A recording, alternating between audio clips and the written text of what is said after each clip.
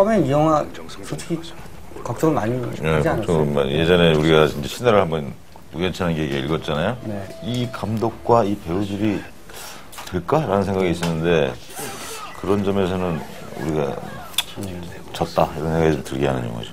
처음에 그리고 설정의 오리지널리티가 없다고 생각했어요. 없지. 신숙한 얘기거나 식상한 얘기거나 둘 중에 하나일 거라고 생각했어요. 이걸 어떻게 새롭게 만들었을까 뭐 이런 것이 굉장히 궁금했었는데 추창민 감독의 연출력을 다시 한번 평가하게 됐어요. 나는 되게 단정하게 영화를 만드는 그런 걸로 봤는데 이 영화를 보니까 굉장히 감정이 많이 쏟아지는 스타일로 이렇게 드라마, 코미디가 오고 가는데 그것도 컨트롤 잘하시더라고. 그리고 최근 만난 감독 중에서 가장 리드미컬한 연출력을 보여준 그런 감독이 아닌가. 너무 또 이렇게 업시키지 말고. 또 하나 특징적인 것은 배우들이 너무 좋아. 배우들이 다 각자의 기운을 다 발산하는데 그게 적절한 위치에서 잘 안배가 돼 있고. 네, 왕이 된 남자 이야기 들어보겠습니다. 여러분 안녕하십니까. 크랭크인의 오동진입니다. 안녕하세요. 김영진입니다. 자, 원래는 역사가 영화를 가르쳐야 되는데 요즘은 영화를 통해서 역사를 배우는 경우가 굉장히 많은 것 같습니다. 저도 이 영화 보고 처음 알았어요. 일기에 한줄이 적혀 있었다는 거 처음 알았는데 네. 오늘 왕이 된 남자의 제작자 원동현 씨와 추창민 감독님 모시고 얘기 나눠보겠습니다. 네, 안녕하십니까. 네. 이렇게 어려운 발걸음을 해주셔서 정말 어렵습니다. 네, 충분히 지금 뭐 관객이 너무 많이 들기 때문에 무대 인사만으로도 너무 바쁘신데 이렇게 제가 그 일요일 날 영화 봤는데 많이들 보고 있더라고요. 그것도 아침에. 그 저는 항상 이렇게 학생들 중에 누군가를 데리고 가요. 조교나 그 반응을 체크하는데 2시간이 어떻게 하는지 몰랐다는 거야. 너무 재밌어요. 막 이러고 그래서 본인은 그렇게 생각 안 하고. 나도 좀 기분이 이렇게 몰고 들어가 이렇게 사람을 삐딱하게 이렇게 만들어. 학생 공부 잘하는 학생이군요. 공부 잘하죠. 네, 다행입니다. 뭐 교수님한테 잘 보이려고 하는 학생일 수도 있었을 거예요. 네. 자, 그 흥행 요인은 어떻게 생각하십니까? 아마 그 현실을 대변하고 있고 또 그거를 조금 더 이렇게 뭐 교훈적이거나 교조적이거나 가리키려고 들지 않고 네. 그냥 유머를 통해서 느끼게 한 것이 관객분들에게 좋은 반응을 일으키지 않나라고 생각합니다. 네. 감독님께서는 시나리오 처음 받으셨을 때 그 어떤 식으로 이렇게 구상을 하셨습니까? 영화를 어떤 식으로 오리지널 시나리오 각색을 하신 거잖아요. 네, 그죠? 각색을 한 겁니다. 그 어떤 식으로 생각을 하셨습니까? 처음에 받아들고. 시나리오 자체가 워낙 좋았기 때문에 특별히 뭐 방향을 이런 식으로 크게 바꿔야 되겠다라고 생각하진 못했고요. 이 시나리오를 가지고 좀 내 몸에 잘 맞게 좀 고쳤으면 좋겠다. 그러니까 어차피 그건 제가 만든 옷이 아니기 때문에 저 몸에는 좀 안 맞는 부분들이 있어서 그 부분을 중심적으로 제 몸에 좀 잘 맞게 코미디를 하는 방식이라든지 드라마를 구성하는 방식 뭐 이 정도의 몇 가지들을 고쳤던 겁니다. 추창민 감독 스타일의 코미디 몸에 얻는 옷은 뭡니까? 예를 들면 이 영화에서. 저는 이제 좀 그 상황에 되게 잘 붙는 코미디를 좀 좋아하는 편이거든요. 예를 들면 제가 이제 그 사랑을 놓치다는 영화를 찍었을 때 그 관객들이 첫 웃음 포인트가 그 설경구 씨가 이제 직장을 잃고 되게 힘든 상황에서 이제 자기 라카를 잘못 찾아서 다른 장면 찾았을 때 관객들이 되게 많이 웃으시더라고요. 그런 것처럼 되게 심각한 상황에서 어떤 아이러니한 네. 그런 장면에서 관객들이 되게 좋아하시던데 지금도 마찬가지로 그 끌고 가라라고 했을 때 처음에 잡혀서 끌고 가는데 앞을 보지 못해서 머리를 부딪히는 장면이라든지 이런 또 뭐 어쩔 수 없이 두 사람이 바깥에 이제 김이나이 대령했다고 해서 자리를 바꿔치기 하는 장면 이런 게 그렇죠. 제가 생각했을 때는 억지 웃음보다는 어떤 식으로 그런 상황이 벌어졌을 때는 행할 수밖에 없는 행동들이라고 생각하기 때문에 그런 웃음이 저는 되게 저한테는 잘 맞는 스타일의 웃음 같다고 생각합니다. 자리 바꾸는 그 장면이 굉장히 그 재밌기도 했고요. 굉장히 상징적이기도 했어요. 네. 자, 기획하신 우리 원동현 대표께 뭐 이런 질문 한번 드려볼게요. 사실은 이게 새로운 이야기는 아니잖아요. 예컨대 뭐 이반 라이트만이 만들었던 데이브라는 영화도 있었고요. 또 그로자 아키라의 카키무샤도 있었고 이렇게 멀리 보면 왕자와 거지 같은 그런 마크 트웨인의 그것도 얼마 전에 또 소설이 영화가 있었잖아요. 네. 비슷한 영화. 예. 그래서 사실은 그 새로운 어떤 줄기는 아니라는 거죠. 그래서 처음에 기획하는 입장에서는 이걸 어떤 변별성을 가져가야 대중들에게 흡입력 있는 영화로 만들 수 있을까 이런 고민들이 있었을 것 같거든요. 근데 뭐 솔직히 말씀드리면 이 기획을 제가 한 게 아니거든요. 그러니까 기획 단계는 아마 CJ ENM에서 그 컨텐츠 개발팀에서 기획을 했고요. 제작을 네. 같이 하자고 했을 때 지금 말씀하신 것처럼 그 좀 신선한 어떤 그런 이야기 아이템은 아니라고 생각했어요. 그래서 하지만 이 아이템이 주는 어떤 변별력은 전 충분히 뭐가 있었냐면 그 앞에서 나왔던 영화는 저희랑 비교되고 있는 뭐 나는 왕이로소에다가 사실 뭐 지금 비교되고 있는데 그거는 엘리트가 천출 역할을 하는 거고 저희는 천출이 엘리트가 돼가지고 엘리트보다 더 훌륭한 엘리트를 한다는 것이 저는 그게 훨씬 더 그 섹시한 포인트라고 생각했어요. 그래서 근데 그 천출이 그러니까 우리가 흔히 말하는 아카데믹 스마트한 사람이 아니라 스트리트 스마트한 몸으로 체화된 저작거리에서 몸으로 익힌 사람도 아는 정치라는 것이 왜 저렇게 훌륭한 교육을 받고 그런 사람들은 제대로 하지 못할까가 이 시대에 던지는 화두가 되지 않을까. 그러니까 천출의 반란 아니면 천출도 아는 천출이 엘리트들을 풍자하고 해악하는 그런 것들이 되게 매력으로 대중들에게 비춰지지 않을까. 그래서 그 부분에 주안점을 둬야 되겠다. 근데 그것도 유머를 실어서 예 그런 생각을 했습니다. 제가 볼 때는 뭐 그런 점도 있지만 보다 인간적인 것 같아요. 그러니까 우리의 얘기가 정말 제대로 담겨져 있는 듯한 느낌. 그래서 네. 같은 얘기를 하지만 우리의 리얼한 뭔가의 현실들을 말씀하신 것처럼 네. 그런 것들이 담겨져 있기 때문에 그 영화들을 생각하지 않는 것 같아요. 영화를 좀 많이 본 사람들도 말씀드린 데이브나 카게무샤나 이런 영화들을 생각하지 않고 광해를 보는 것이 아닌가.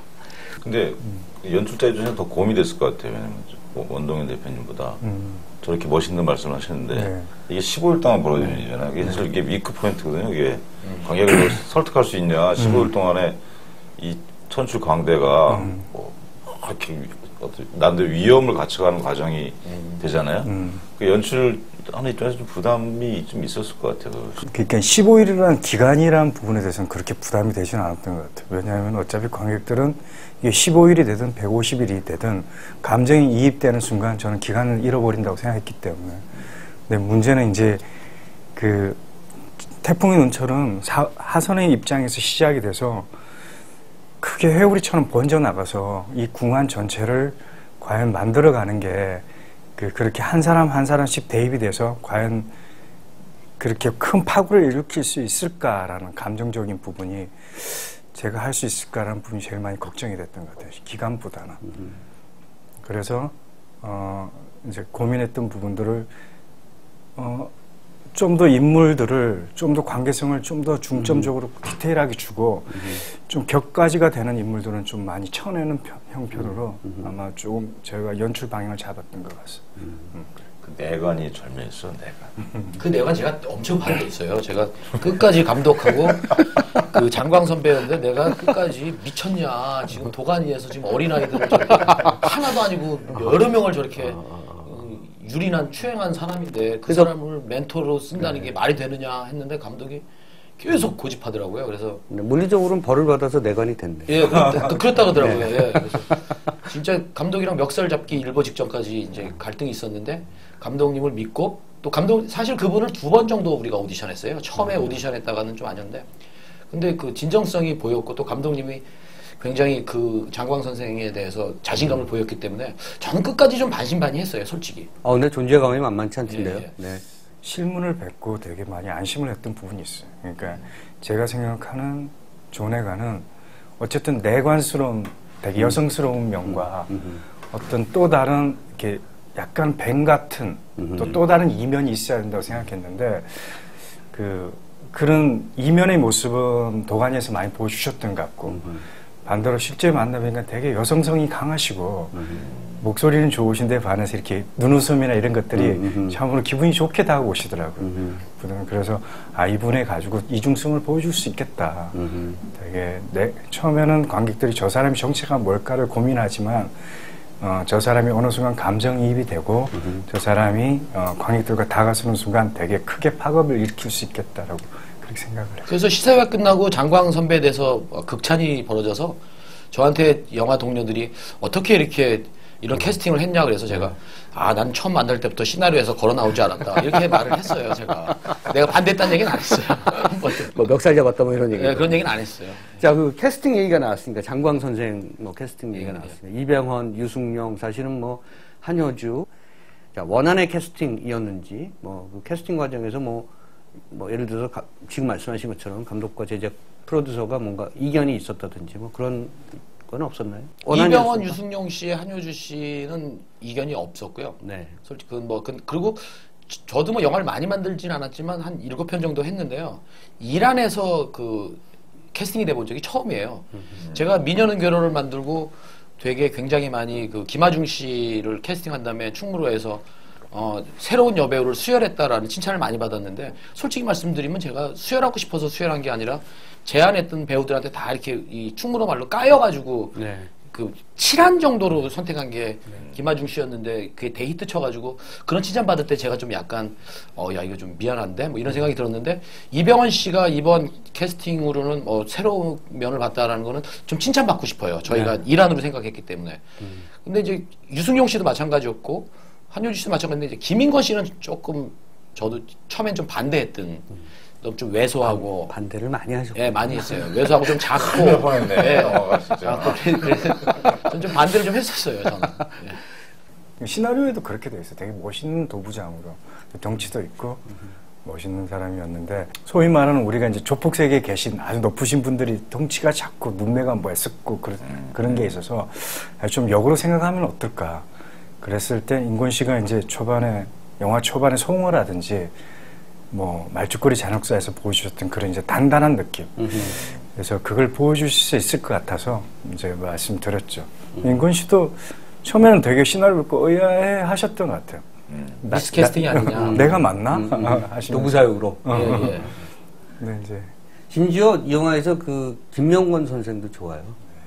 아니 그분이 당연히 중요. 근데 그걸 심지어야. 아니 정말로 아니, 근데 김병권 아니, 선생한테 여기 너무 작잖아요. 고마운 게 네. 너무 고마운 게 사실 그 정도 비중이면 또 그 정도면 또 출연료에 그렇죠. 문제가 있는데 당신이 받으시는 거에 반 정도의 이제 저희 예산이 있으니까 죄송하지만 외람되지만 이렇게 하시면 자기는 이거에 대해서 이 작품만큼은 출연료에 대해서 연연해야 논하고 싶지 하겠다. 않다. 아하. 그냥 원 대표가 줄 수 있는 예산에 편성된 것만 주면 자기는 하겠다. 너무 미안했어요. 정말 작품을 믿고 해주신 것 같아요. 제가 그렇게 말씀드렸던 것은 씬이 많지는 않으시잖아요. 근데 뭐 예를 들어서 뭐 이런 식으로 나온단 말이지 뭐 이런 뭐 그런 그 예를 들어서 경륜 있는 배우 분들은 이렇게 원샷으로 잡힐 때 어떤 무게감, 카리스마가 굉장히 중요한 것 같은데 그것도 굉장히 잘 살아난 그런. 그렇지. 그분이 반대축에 아주 그렇죠. 꼭지점에 있는 분이니까 네. 그 밸런스로 딱 잡아주시더라고요. 이병헌이 1인 2역을 한다. 주변에서 좀 불안해하는 시선은 없었던가요? 당연히 있었고요. 감독인 저조차도 되게 불안했죠. 왜냐하면 이제 병원 씨가 이때까지 보여주신 되게 좋은 연기들이 있지만 또 다른 반대 연기를 하셔야 되니까 과연 이 연기를 잘 오가실 수 있을까? 그리고 그 반대의 연기는 그 전에 별로 보여주신 연기가 아니니까. 그래서 되게 많이 고민을 했어요. 결정이 되고 난 뒤에도. 그건 저뿐만이 아니라 병원 씨 자체에서 되게 고민이 컸던 것 같아요. 본인 스스로. 네. 그래서 처음에 촬영이 시작되고 한 5회까지 정도는 서로를 어쩌면 믿지 못하고 저 사람 진짜 잘할까? 아니면 병원 씨도 저 감독을 믿고 가도 될까? 저하고 병원 씨하고 유승용 씨랑 같이 이제 술을 한잔 했어요. 거기 바닷가 횟집에서. 근데 이제 그때 병원 씨가 이렇게 말하더라고요.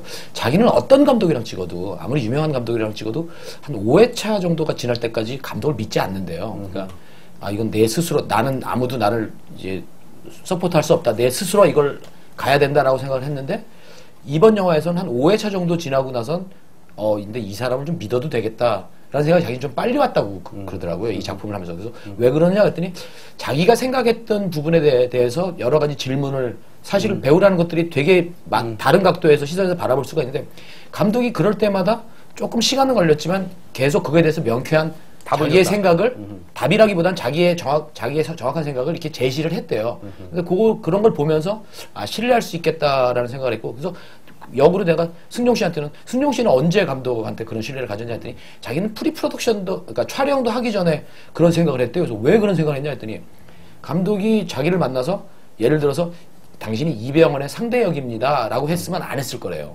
근데 이 허균 역에 당신이 꼭 필요하다라는 식으로 이병헌 씨에게는 전혀 한마디도 안 하고 승용 씨에서 집중해서 얘기를 할 때 아, 저 감독이랑은 내가 어떻게든 할 수 있겠구나라는 신뢰가 들었다고 얘기를 하더라고요. 저는 이제 내가 얘기한 거는 왜 이렇게 신뢰를 안 하는지. 그러니까 내가 그걸 물어보고 싶어. 우리 저 원동현 대표의 말은 배우들이 얼마나 신뢰를. 아, 저는 이병헌 씨한테 다른 얘기는 안 했고 네가 이제 월드스타에서 동네 오빠로 내려와라. 이제 계속 월드스타로 있으면 안 된다. 네가 그렇죠. 엉덩이 까고 네. 넘어지고 그래야 된다. 네. 그리고 이제 승용 씨한테는 당신이 지금까지 되게 이렇게 또 예전 모습이 아닌 또 새로운 모습들을 많이 보여주고 약간 업돼 있는 모습 보여줬는데 또 당신 또 진중한 모습 한번 보여주는 게 또 배우로서의 어떤 저 균형 잡힘이 아니냐. 저는 그런 얘기만 했지만 제가 연출에 대해서 무슨 얘기를 하겠어요. 이건 감독의 몫이니까. 근데 저도 처음 시작해보면서 되게 놀랬던 것 같아요. 왜냐하면 생각보다 너무 잘하셔서.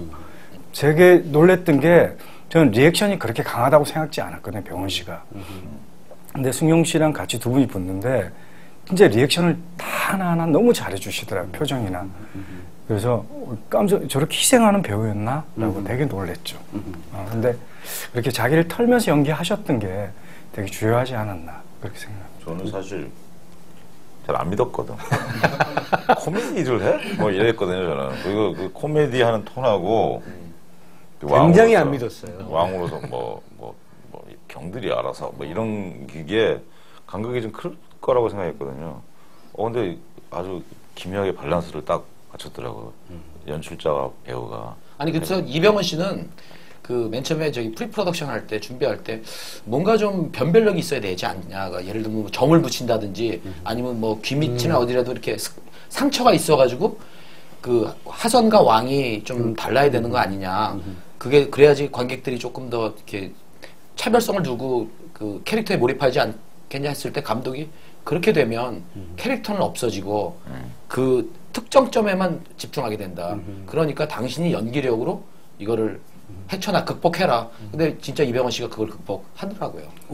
옷 속에 이제 화살 자국은 있죠. 물론. 그건 관객 못 보니까. 네, 관객은 전혀 볼 수가 없는 거니까. 근데 원동현 대표님은 그걸 예상하시고 일하느라고 하신 거예요? 사실 사적으로는 개그맨이거든요. 제가 뭐 이병헌 씨를 처음 본 게 아니었기 때문에 해서 감독님하고도 이제 그런 상의를 할 때도 이병헌이 개그맨이다. 저 몸 안에 개그 본능이 있다고. 저희가 이제 캐스팅하러 미국을 같이 가면서도 제가 계속 얘기를 했었거든요. 사실 그렇게 사적인 자리에서 그렇게 웃기고는 싶어 하는데 그렇게 웃기지는 않아요. 타율이 높지는 않은데 계속 던지는 스타일이거든요. 허당 유머를 한다. 네, 허당 유머를 하기 때문에. 그리고 연기력이야 뭐 자타가 공인하는 연기력에 본인이 웃기고자 하고 싶은 본능은 있고. 그리고 감독님이 연출만 잘하시면 잘 가이드만 해주시면 저건 폭발할 거다. 라는 걸 제가 알아는 거죠. 네. 있잖아요. 원동현 대표가 처음부터 계속까지 얘기하는 스타일이. 브레이크가 좀 필요해. 지금 보니까. 아니, 폭주기 같아. 안 하는 척 하면서 굉장히 지금 깔때기 되고 있는. 자랑을 좀 하고 있고. 그러면 이 추창민 감독을 이렇게 캐스팅하신 그 대표님의 해안의 근거는 뭡니까? 제가 캐스팅 안 했어요. 또 반대했어요? 아니, 안 했고. 추창민 감독은. 예, 그게 이제 이 기획 같은 데서 감독님까지 이렇게 패키징이 패키징해서. 돼서 온 거예요. 시나리오랑. 그러니까 이제 저쪽에서 원동현 대표를 캐스팅한 거예요. 그게 맞는 것 같아요. 저쪽에서도 반대가 많았을 거예요. 네, 많았을 것 같아요. 느낌이 어떠셨어요? 처음에 만나서 한 두 번째 만났을 때까지 이 사람이 이 시나리오랑 맞나? 굉장히 의심을 했고 다른 관계자 만나서는 야 이거 잘못 선택한 거 아니냐. 또 반대했어. 네, 너무 안 웃기니까. 암초. 너무 안 웃겨가지고 암초였어. 처음에는 그랬는데 이제 조금 지나 보니까 좀 이렇게 감칠맛이 나더라고요. 스타일이 두 분이 너무 다르신데 아마 그런 약간의 이물감 같은 게 영화를 만드시는데 오히려 굉장히 조화로운 그 합을 만든 게 아닌가 하는 생각이 듭니다. 우리가 굉장히 다르잖아요. 네. 우리는 안 맞아. 지금도 안 맞고 있어.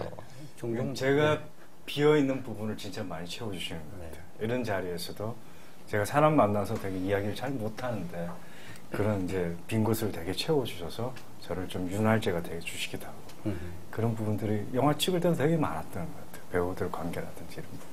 영화를 보면서 제가 제일 좋았던 장면 중에 하나가 뭐 제가 좋았던 게 뭐 가장 좋은 건지는 모르겠습니다만 그 허균이 장도를 들고 가서 이제 진짜 진짜 왕한테 얘기하잖아요. 네. 제가 두 왕을 섬겼습니다. 뭐 저의 불충을 용서해 주옵소서. 뭐 저를 죽여 주옵소서. 뭐 이렇게 대사를 치는 장면이 사실은 두 사람의 동선이 거의 없어요. 허균은 유승용 씨는 엎드려 있고 그 대사만 치는 거잖아요. 근데 그것을 그 심리를 전달하는 그 마음을 전달하는 게 그 씬에서 굉장히 뭐랄까 폭발적으로 다가오더라고요. 그리고 진짜 왕도 이병헌 씨도 사실 그 동작이 거의 없는 상태에서 그 응시하는 그런 눈빛의 어떤 그런 연기인데 두 사람의 그 연기의 합이 굉장히 잘 빠져나왔다고 생각하고 이거는 철저하게 연출의 몫이었다. 그 장면들은 정말 뭐 한국 현대 영화에서 베스트 장면 중에 하나가 되지 않을까. 그 장면 좀 얘기 좀 해주세요. 찍었을 때. 일단 이제 배우를 그렇게 이제 동선을 만들었고 두 분을 앉추는데 이게 특히 병원 씨 쪽을 딱 앉은 이분이 어디서 연습을 하셨는지 진짜 자세를 진짜 커먼하면서도 진짜 무서운 그런 느낌을 이렇게 자세를 딱 잡고 앉으시더라고요. 눈빛을 딱 주시는데 너무너무 좋더라고요. 그래서 그게 좋은 배우야. 트랙으로 밀고 들어갔거든요. 제 생각에는 승용 씨가 약간 욱 하면서 내가 져서는 안 되겠다라고 하는 느낌이 있었던 것 같아요. 그러면서 이제 비클로즈업으로 이제 트랙으로 밀고 들어가는 양쪽을 진짜 그 장면 찍었을 때 저도 이제 되게 쾌감을 느끼면서 찍었던 것 같아요. 특히 얼굴 클로즈업 들어갈 때는 진짜 좋더라고요. 네.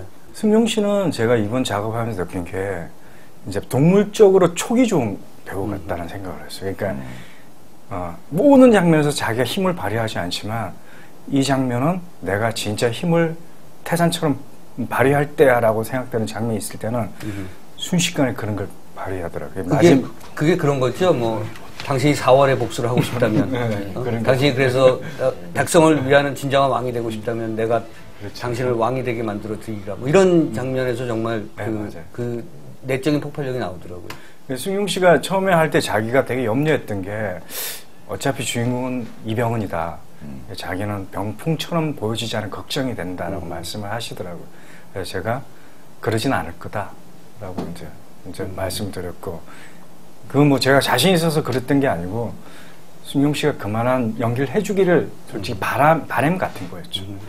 근데 진짜 그 몇몇 장면에서 자기가 존재감을 드러내야 될 때는 확실히 해주셨던 것 같아요. 그리고 원동현 대표 여기 오시기 전에 추천인 감독이 말을 잘 못한대요. 뭐 근데 영양가 쪽은 이쪽이네. 지금 보니까 원 대표님 계속 자기 피하고. 죄송해요. 아니 근데 그 지금 되게 제가 약간 좀 짱했던 게 그 유승용 씨가 바로 그 장면 그 칼을 놓고 장도를 놓고 자기를 단죄해달라고 했던 장면 때문에 이 영화를 선택했다라는 말을 했어요. 이 장면이 자기가 가장 중요하게 자기로서는 가장 중요하다고 생각했는데 그걸 딱 지적해 주시고 그게 강한 임팩트로 왔다고 하시니까 연기자로서는 정말 큰 욕심을 낼 만한 그런 장면이 아닌가 싶어요. 근데 제가 오동진 교수가 요즘 늘고 있어요. 예. 내가 이분은 전혀 안 늘 줄 알았거든. 저렇게 알코올이 들어가는데 계속 해오던 걸로 할 줄 알았는데 이분이 늘고 있어 내가. 이래 또. 깜짝 놀랐어요. 그 장면을. 저도 지금 깜짝 놀랐네. 예. 아니 제가 저도 영화 보면서 그런 걸 느끼거든요. 그건 칭찬이야. 이건 뭐야? 칭찬인데 이병헌 씨가 아까 리액션을 잘 하신다고 했잖아요. 근데 그게 사실 약간 위험하기도 하거든. 상대 배우 입장에서는 그쪽이 좀 계속 이렇게 많이 초점이 항상 중심이 글로 가잖아요. 이렇게. 그리고 훨씬 팔색조 같은 모습을 하니까. 근데 저도 그런 걸 느꼈거든요. 마지막에 딱 거기서 대도리에 서는 것처럼 딱 자꾸 영화를 끝내는 거라서 야, 저 유승용이라는 배우가 저는 그래서 저 사람 사실 허실로 완전 고수인데 이런 느낌이 좀 약간 있었거든요. 저도. 주변의 그 배우들도 사실은 한여주 아까 뭐 대기실에서도 그런 말씀 드렸습니다만 웃어보세요라고 했을 때 그 미묘한 표정 연기도 사실은 매우 그 공을 들인 그런 장면이라는 생각이 들었고요. 4월이 또 얼마나 또 연기 잘했습니다.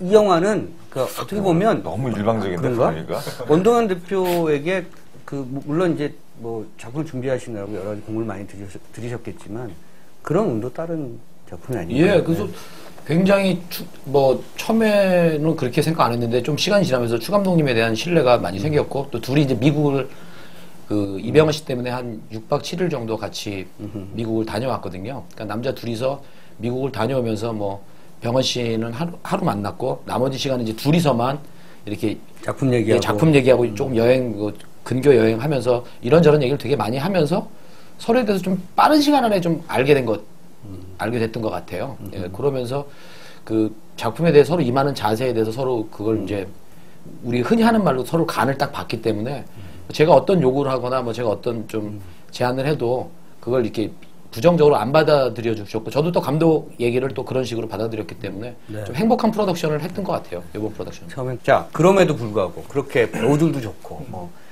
제작자가 처음에 그렇게 반대했지만 미국까지 가면서 중마고가 되고 뭐 등등 여러 가지 과정이 좀 행복했지만 그럼에도 불구하고 제일 힘들었던 건 뭡니까? 기존의 사극과 차별화를 시켜야 되는데 그게 뭘까라는 걸 찾아내는 게 되게 어려웠어요. 그러니까 많은 사람들이 사극은 익숙하고 또 이제 우리가 거기에서 더 확장할 수 있는 거는 한계가 있고 그래서 되게 많이 고민을 하다가 시대적인 건축을 보여준 영화는 그렇게 많지 않겠다. 그래서 우리 사극은 좀 미술적으로 보여줄 수 있다면 건축을 보여주자. 그래서 기존의 사극 영화들을 쭉 찾아보니까 왕이 살고 있는 침전이라든지 궁은 되게 왜소하고 작게 표현이 됐더라고요. 그게 이제 가장 큰 문제는 아마 경제적인 문제일 테고 예산의 문제. 예. 네. 두 번째는 이제 장소적으로 이제 찾을 수 있는 게 없어서. 그래서 어쨌든 저희 같은 경우는 미술비를 좀 다른 쪽을 줄이더라 그쪽을 투입을 해서 왕이 살고 있는 침전이나 그 회의하는 보경당은 저희들이 대한민국 세트장에서 지을 수 있는 가장 큰 규모로 지었던 것 같아요. 근데 고증상으로는 어떻게 되는 겁니까? 그 실제로는 그보다 더 컸던 것 같아요. 지금 저희들이 제가 아쉬웠던 것 중에 하나가 실제 궁을 촬영할 수 있는 여건이 못 돼서 쉽게 말해서 허락이 잘 안 떨어져서 단 이틀만 촬영을 했었거든요. 내부는 찍지도 못하고. 근데 이제 그 조사를 하면서 쭉 보니까 그게 복원된 게 실질적으로 3분의 1도 지금 복원이 안 돼 있다고 그러더라고요. 불탄 게.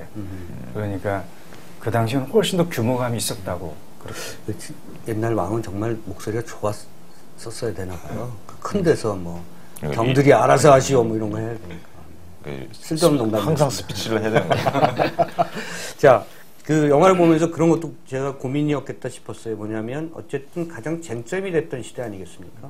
오죽하면 그 무슨 뭐 조 이렇게 떨어지지 않고 광해 군이잖아요. 개혁을 꿈꿨으나 뭐 개혁이 실패했던 시대였고 정치적인 그런 그 비하인드의 여러 가지 얘기들을 많이 넣고 싶은 욕심이 날 것 같아요. 만약 저 같으면 그 사이에 벌어졌던 궁중 비화라든가 뭐 또는 그 맥락에서의 어떤 그 당시의 정치사 이런 것도 많이 넣고 싶었을 텐데 굉장히 좀 뭐랄까 이렇게 숨을 죽인 톤을 죽인 듯한 느낌이 들거든요. 그 균형을 맞추는 것도 만만치 않았을 것 같고 미국 가셔하고 두 분이서 그것 때문에 많이 싸우셨을 것 같은 그런 느낌이 들고 야, 요 부분 빼자, 요 부분 더 넣자 뭐 이런 그러지 않았나요? 미국 가서 그런 얘기는 한마디도 안 했을 것 같고요. 뭘 빼자, 뭘 넣자. 이분 대단하신 분이야. 네, 그런 말은 안 했고 저는 이런 생각은 했어요. 뭘 어떤 생각을 했냐면 그 여기에서 무엇인가 우리가 많은 얘기를 하려고 할 때 아마 오히려? 관객은 안 들을 것이다. 네. 저희가 여기서 포커싱 했던 것들은 아주 명징했어요. 그건 뭐냐면 저렇게 스트리트 스마트한 천출도 아는 정치라는 게 거기에 우리가 뭐 자기의 욕심이 들어가고 자기의 이익이 들어가고 또 자기들의 야망이 들어갈 때 그 정치가 어떻게 변질되느냐. 되게 어떻게 보면 되게 순수하고 심플한 게 정치인데 왜 저걸 저렇게 어렵게 하려고 들까? 우린 그 얘기만 하면 된다.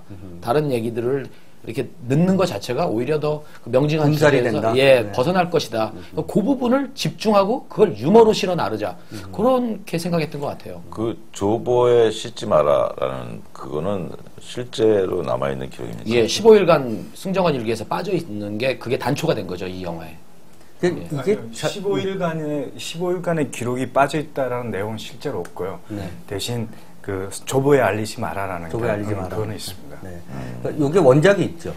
여기 아니요, 책이 뭐- 원작 소설이 있나요? 아니면 소설이 없나요? 없습니다. 네. 작가가 쓴 그러면- 거죠, 시나리오 작가. 아니요, 안수정이라는 친구가 네. 지금 이제 명필름에서 근무하는 안수정이라는 친구가 그 CJ에서 근무할 때, 기획팀에서 근무할 때 이 아이디어를 냈고, 그 아이디어를 김보연 PD와 임상진 팀장이 디벨롭해서 시나리오를 만들고. 트리트먼트를 네. 만든 다음에 그걸 황조윤 작가에게 네, 네. 의뢰를 해서 초고가 나온 걸로 알고 있습니다. 그래서 그 다 나온 다음에 이제 책이 나왔고. 네네. 네네. 이게 거꾸로의 과정을 밟았고. 예, 예. 네. 이야기가 얼마나 사실 시나리오가 치밀했으면 책으로까지 지금. 그 조보에 알리지 말고 그거는 되게 절묘한 것 같아. 거기서 막 상상을 딱 해가지고. 그 광해가 사실 조선조의 가장 억울한 임금 아닙니까, 사실. 그 왕자 때부터 엄청 많이 고초를 겪었잖아요. 선조 밑에서. 선조가 워낙 질투가 많으신 왕이 되나서 네. 또 스스로 그 사실 임진왜란 때 역할한 거라고 명나라의 원군 청해가지고 네. 그 외세를 업고 그 네. 했기 때문에 자기 스스로의 열등감이 좀 많아서 이수신 장군이라든지 뭐 또 네. 의병들도 많이 나중에는 전쟁이 끝난 후에는 다 그렇죠. 그렇지. 유배시키고 또는 뭐 죽이고 참수하고 그리고 자기 아들인 광해에게도 굉장히 많은 질투심을 느꼈다라고 저희가 이제 좀 조사를 네. 읽었거든요. 예. 광해가 참 비극적인 왕이었죠. 예. 처음에 설정 자체가 굉장히 우리가 알고 있는 광해랑 전혀 틀리게 시작하잖아요. 완전 신경쇠약 직전의 광해 아닙니까? 첫 장면 자체가. 아, 네. 그거 자체가 상당히 그 효과적으로 시작되는 설정이었던 것 같아. 그 광해를 저런 왕이었어? 딱 이렇게 해놓고 천추로 딱 대치하는 그 도입부가. 그 정말 시대적 과제하고 이렇게 절묘하게 맞아 떨어진 것 같아요. 그것도 좀 흥행에 관객들이 많이 몰리게 되는 그런 요소 중에 하나가 되지 않았을까요? 저희가 시나리오를 받았을 때서부터 또 이 제작 준비할 때서부터 그거를 염두에 분명히 뒀습니다. 그러니까 이것이 지금 대선 전국을 앞두고 있는 시점에서 하나의 그 이슈화가 될 수 있고 쟁점이 될 수 있겠다라는 판단을 뭐 감독이야 조금 만드는 입장이니까 아티스트적인 입장에서 그걸 생각 안 했을지 모르겠지만 이 영화를 제작하고 이 투자자를 케어해야 되는 제 입장으로서는 전 분명히 이 타이밍에 이 영화가 개봉돼야 되겠다라는 건 저희는 염두에 두고 만들었습니다. 그래서 이 동시대를 살아가는 사람들에게 저희가 뭐 누구를 뭐 지지한다 이런 게 아니라 그냥 우리가 생각하는 리더의 상은 이런 건데 당신들은 어떻게 생각하십니까를 한번 던져보고 싶었어요. 예. 뭐 나라나 국가 같은 거대 담론을 얘기하지 않고 사실은 예. 여기 하선처럼 가짜왕처럼 4월이 한 명을 구하는 게 사실 나라를 구하는 거잖아요. 그런 것들을 보여주는 그런 마음이 담겨진 영화여서 이제 많은 국민들이 좋아하는 것이 아닌가. 자칫 이게 정파가 나눠지면 저는 그거는 이 영화에 대해서 도움이 될 분들, 되지 않을 분들은 어쩌면 이 영화가 하려는 이야기가 저는 아니라고 저는 생각했거든요. 예, 이건 정파와 구분 없이 우리가 상식과 비상식 정도로 그냥 우리가 듣고 그에 대해서 느껴야 되지 않을까.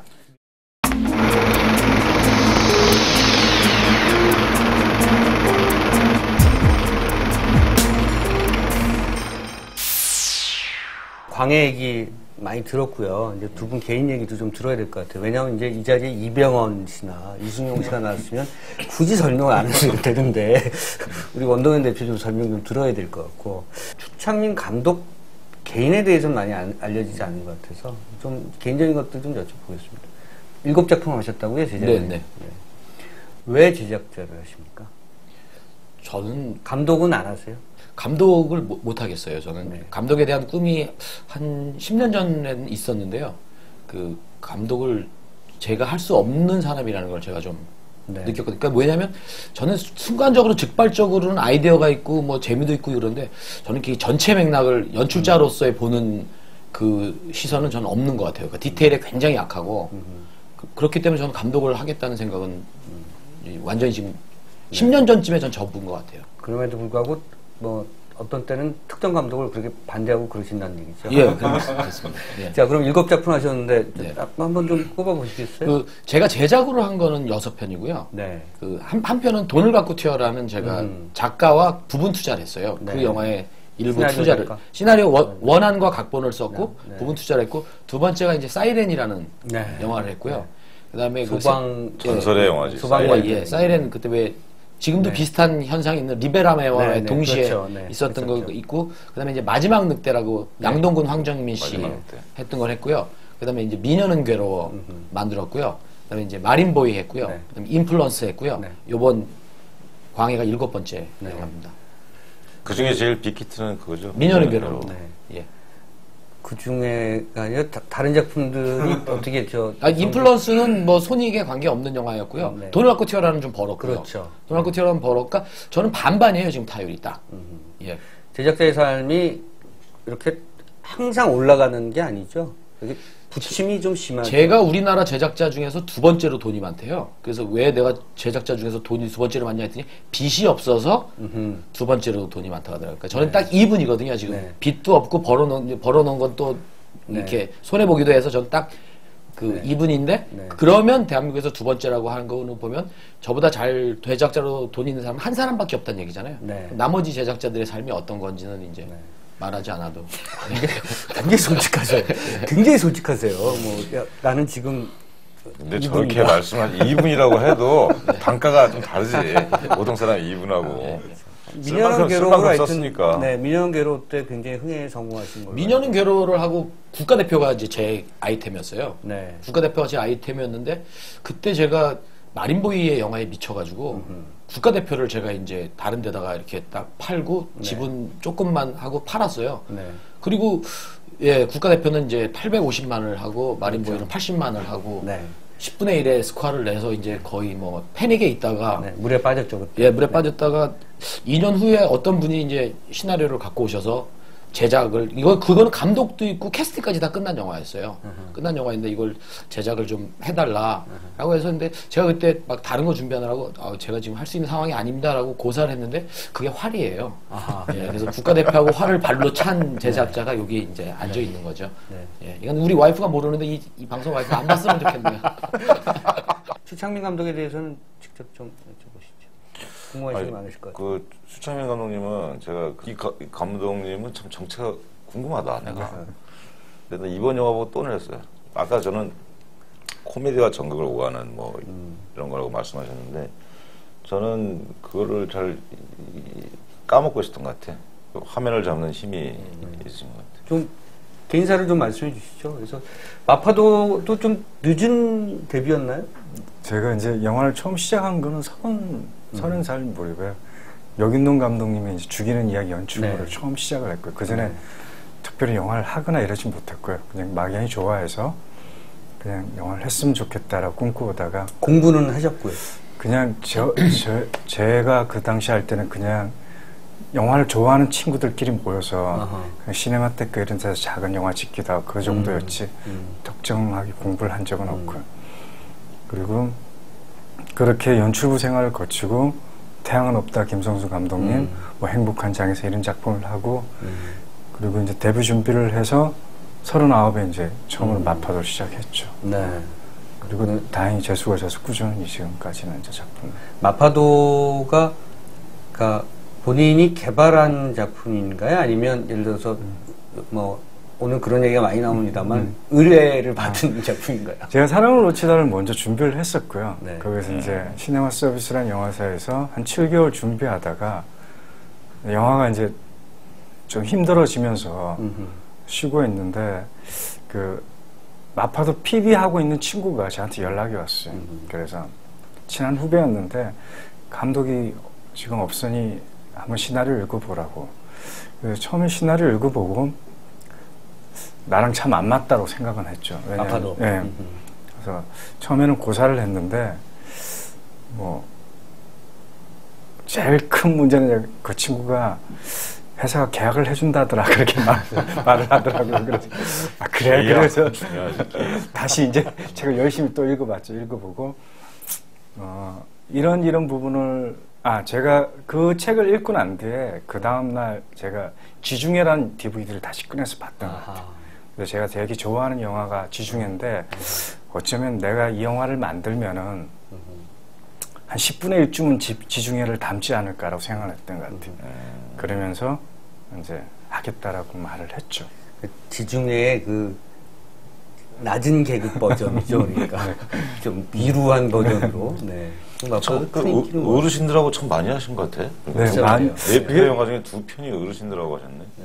그게 제가 진짜 남들이 보기에는 되게 잘하는 것처럼 보이기도 하고 또 원해서 하는 것처럼 보이는데 실질적으로 저도 되게 하는 게 되게 힘든 일이고 또 제가 마파를 찍고 난 뒤에도 공헌한 게 다시는 어르신들하고 안 했으면 좋겠다라고 말은 했는데 어떻게 또 그대로 사람들 또 하게 됐고 그렇게 됐죠.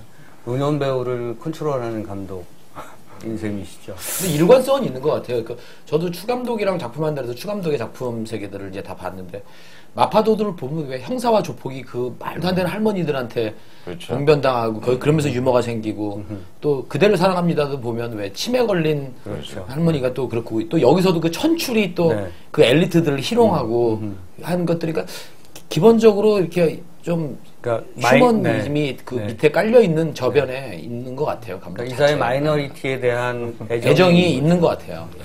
아, 그런 게 딱 되네. 상황에 작가주의가 있네. 보니까. 네. 그 제작자가 무슨 비평적으로 지금 아니 저는 뭐 그건 아 지금 의식하셨어. 지금 후반전인데 의식하셨어 지금. 그런 것 같아요. 또 보면 그 현장에서 아니 뭐 감독을 막 칭찬하는 게 아니라 그 저는 이제 현장에 가면 제일 먼저 보는 게 배우가 주연 배우가 감독이랑 밥을 먹냐 안 먹냐를 보거든요. 그러니까 제작자 입장에서 뭐 그 현장 편집본을 보고 잘 찍히냐 안 찍히냐도 중요하지만 사실 그냥 저도 이제 뭐 그래도 어느 정도 중견이잖아요. 뭐 나이도 있고 뭐 작품 쓰면서 중견의 입장에서 이렇게 보면 아 다른 것보다도 배우가 감독이랑 밥을 먹고 배우가 감독이랑 농담을 하면 저 현장은 무리가 없다라는 걸 이제 본능적으로 느끼는데 우리 주연 배우들이 꼭 감독이랑 밥을 먹고 자기 농담이 재밌나 안 재밌나 감독의 반응을 살피는 걸 이렇게 봤을 땐 아 감독을 신뢰하고 있구나. 아 저건 저 현장은 문제 없다. 네. 왜냐하면 또 현장 안 좋으면 조 감독이 그렇죠. 중간에 메신저가 돼가지고 배우가 조 감독한테 얘기하고 감독은 또 조 감독한테 얘기해가지고 이렇게 커뮤니케이션 돼버리면 그 현장은 이제 완전 꽝이거든요. 좋은 영화 나올 수 없거든요. 그러니까 영화 만들기가 그 영화만 만드는 게 아닌 것 같아요. 말씀들을 들어보면. 그렇죠. 네. 저도 처음에 감독이 되기 전에는 감독이 이제 되게 연출을 잘하면 되는 사람이라고 생각했었는데 실질적으로 감독이 되보니까 대인 관계나 비즈니스를 6대4 정도로 더 많이 해야 되는 그런 직업이더라고요. 그래서 되게 멀리서 보는 감독이랑 막상 일을 해야 되는 감독은 되게 다르다고 그 생각이 들었죠. 그러니까 여기서도 사실은 광해한테도 신경을 써야 되지만 허균한테도 또 똑같은 시선을 또 줘야 되고 그게 사실 현장에서 그 배우들한테 그 각각 줘야 되는 어떤 동질의 뭔가 아니겠어요?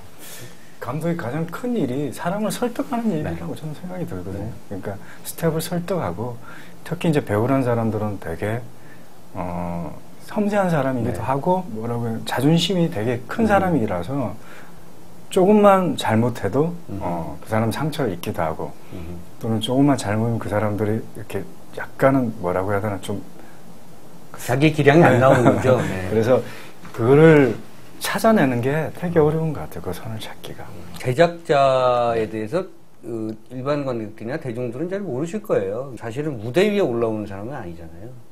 모든 영광은 감독과 배우에게, 모든 과오는 프로듀서가, 뭐 이런 말이 있듯이 프로듀서가 굉장히 그 디테일한 것들을 신경 쓰면서도 그걸 겉으로 드러낼 수 없는 그런 직업 중에 하나인데 이 프로듀서는 뭘 참아야 되고 또 어떤 부분을 드러내야 되고 어떻게 해야 되는 건지 한번 말씀해 주시죠. 글쎄요, 뭐 어떤 선배님이 저한테 그러시더라고요. 그러니까 그 프로듀서는 양날의 검이다라고 그러더라고요. 그러니까 한쪽에는 아티스트적인 마인드가 있어야 되고 한쪽에는 비즈니스적인 마인드가 그러니까 두 개를 공존해야 되는데 그러니까 감독은 예를 들면 좋은 거를 원하잖아요. 근데 프로듀서는 그게 필요하느냐를 좀 고민해 봐야 되거든요. 그러니까 감독은 전체적인 연출에서 이 작품의 맥락에서 전체를 바라본다면 저는 또 작품 이외에 또 다른 그렇죠. 뭐 유통이나 배급이나 또 여러 가지 또 그 관계라든지 그런 것들을 조율해야 되는 입장에 있거든요. 그러니까 중간자적인 입장인 것 같아요. 그러니까 투자자로부터는 신뢰를 받음과 동시에 또 그 투자자가 감독에게 미칠 수 있는 어떤 그 프레셔를 좀 차단시켜야 되고 그렇지. 또 감독에게는 최고의 파트너가 되기도 하면서 또 견제할 수 있는 그런 그 양쪽의 중간에 있는 투자자와 네, 그 감독 감독과. 아티스트와의 그 사이에 있는 입장이기 때문에 사실 그런 면에 있어서의 어떤 자기의 탤런트가 없으면 꼭 뭐 자기가 뭐 프로듀서를 하는 데 있어서 좀 고충스럽지 않을까. 그러면 프로듀서는 매번 현장에 있나요? 어떤가요? 저 같은 아마 경우는 관객들이 궁금해할 거예요. 이 예, 영화를 찍을 때 프로듀서는 어느 위치에 있을까? 중요한 씬이 있거나 가끔 이제 한 번 정도가 두 번 정도가 감독이 이제 와줬으면 좋겠다라고 했을 때 이제 간 적이 있는데 그렇게 따져보니까 저희가 68회 정도 찍었는데 저는 한 20회 정도 현장에 20한 4, 5회 정도는 3분의 1 정도는 있었던 것 같아요. 매번 프로듀서가 현장에 있는 것도 부담스러운 거죠. 그런 것도 있는데 제가 봤을 때 그 PD라는 입장은 저는 하수 같은 존재라고 생각하거든요. 감독이 배설하고 이런 지저분하게 던져놓은 것들을 치우고 정리하는. 그래서 그런 것들이 꼭 현장에 있는 것만이 아니고 외부에 있는 경우가 되게 많아서 그걸 이제 근데 표현이 굉장히 직설적이시다. 옆에서 살짝 지금 표정이 살짝 굳어졌어. 살짝 굳어졌어. 멱살 잡을 뻔했어요. 배설? 오늘 저 추창민 감독의 가장 과격한 발언이었어요. 원 대표님이 밥은 회식은 잘 시켜주셨나요? 그게 되게 이제 제가 이번에 처음으로 되게 스타 배우랑 작업을 했을 때랑 되게 좋은 점이 되게 이렇게 그런 팬분들이 주시는 음식이라든지 그리고 그 회사가 주는 어떤 그런 것들이 되게 대우들이 좋더라고요. 쫑파티의 그 규모와 퀄리티가 그 제작자의 인간성하고 상당히 연관이 있거든. 그럼 전 인간성 무지 좋아하는 이 작품에서는 엄청 인간성 좋은 프로듀서였던 거예요. 그 뭐 원더맨 대표가 오늘 날라요. 날라다니죠. 네, 뭐 이럴 줄 몰랐어요. 죄송합니다. 자, 이제 다음의 행보들이 참 궁금할 거예요. 두 분 뭐 마지막으로 말씀해 주시죠. 저는 지금 현재 신과 함께라는 작품 준비하고 있고요. 네. 그렇기 때문에 이제 신과 함께는 그 처음서부터 그 프랜차이즈 무비를 표방하고 있기 때문에 그 시리즈 첫 번째 작품이 제일 중요하거든요. 그래서 현재 그걸 만추했던 김태형 감독과 함께 지금 준비하고 있어서 지금 그것이 성공적으로 준비가 되면 내년에 크랭크인할 목표로 기획 단계부터 그렇게 프랜차이즈 무비를 얘기하고 설정하고 한 영화가 있었던가요? 국내에서? 국내에서는 제 기억으로는 없었던 것 같아요. 근데 저희 영화는 그 원작이 있는 웹툰이 원작이기 때문에 그 웹툰 자체가 시리즈물이기 때문에 뭐 처음부터 거기에 우리가 이제 스피노프하고 뭐 이런 것들을 좀 가미해가지고 뭐 조금 더 한 건 있지만 그 소스 자체가 뭐 프랜차이즈였기 때문에 저희가 이제 근데 1편이 잘못되면 2편은 뭐 의미 없는 거니까 그래서 1편을 좀 잘해보려고 좀 준비하고 있습니다. 어쨌든 이분이 지금 향후 10년을 준비하시네요. 10년의 그 생활을 노후대책이 확실하네. 안정적인 그런 10년. 근데 그건 아직 결정된 게 아무것도 없고요. 어쨌든 그 프랜차이즈 무비를 준비하신다고 합니다. 추창민 감독이 거기에 그 대상이 되나요? 아니요, 대상 안 되고 있습니다. 그럼 대상이 안 되는 추창민 감독께서는 어떤 작품을 염두에 두고 계시나요? 저는 한 번도 이렇게 뭘 빨리 결정해 본 적은 없는 것 같아요. 그래서 아직까지 뭐 결정을 하거나 뭐 염두에 두는 건 아직 없고요. 저는 뭐 제가 쓰든 아니면 하든 작품이 저를 언젠가 찾는다고 저는 생각하거든요. 그때가 되면 제가 그때 결정할 것 같아요. 지금 뭐 아직 결정할 때가 아닌가. 굉장히 궁금합니다. 그래서 차기작이 궁금한 감독. 으로 이제 이제 잘 등극하신 분이 아닌가. 잡으시게 되는 거죠.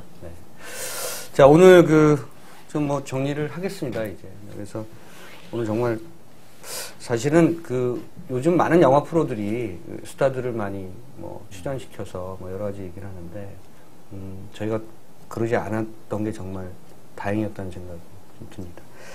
자, 오늘 감독하고 배우 이렇게 보통 조합으로 이 스튜디오에 모셨는데, 정말 저희 프로 시작하고 나서 처음으로 제작자와 감독 모셨습니다. 근데 그 어떤 출연진보다도 영화에 대해서 재미있고 유쾌하고 또 솔직하고 담백한 그런 토크를 한 것 같습니다. 딱 영화가 나온 게 딱 그 영화를 만든 사람들의 그게 반영이 되잖아요. 오늘 자리도 그게 딱 잘 여실히 드러난 자리가 아니었나? 라는 생각이 듭니다. 영화의 진정한 스타는 사실 제작자와 감독입니다. 여러분들 어떤 제작자가 어떤 영화를 만들었고 어떤 감독이 또 어떤 영화를 만들었는지 유심히 지켜보시기 바랍니다. 자, 오늘 크랭크인 마치겠습니다. 감사합니다. 그러면은 추석 때는 편하게 쉬시겠네요. 저희는 이제 추석 때 무대 인사가 부산영화제 내려가시고요. 부산영화제 때 뭐 프로모션이 있다고. 근데 무대 인사가 누구랑 다니시나요? 유승용 씨, 한효주 씨, 김인권 씨.